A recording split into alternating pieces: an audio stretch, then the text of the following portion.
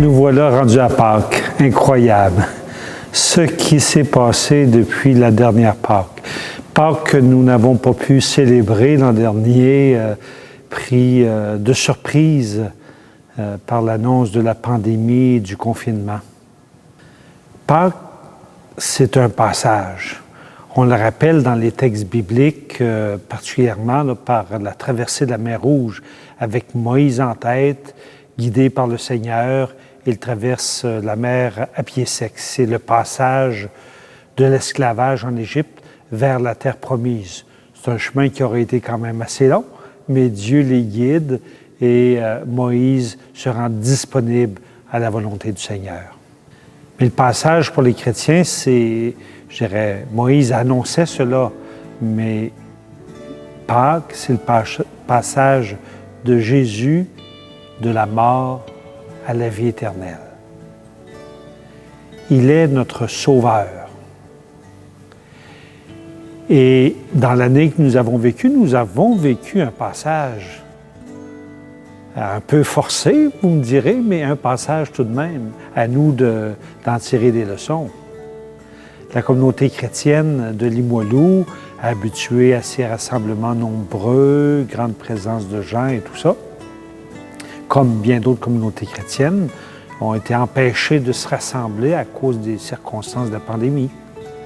Mais le passage vécu, c'est que les fidèles, les chrétiens de Limoilou, se sont organisés pour se regrouper en groupe de 10, ce qu'on a appelé les maisonnées.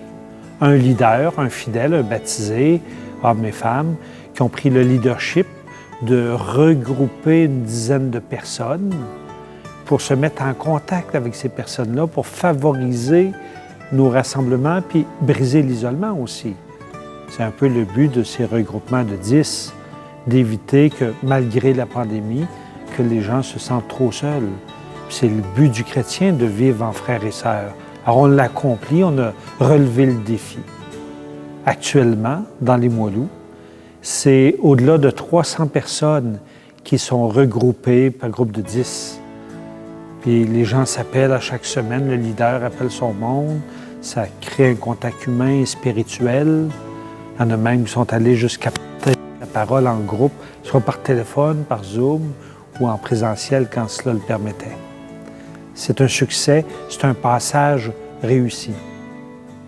Cependant, vous le savez comme moi, bon nombre de personnes n'ont pas accès à Internet et sont un peu isolés en termes de lien avec la communauté chrétienne.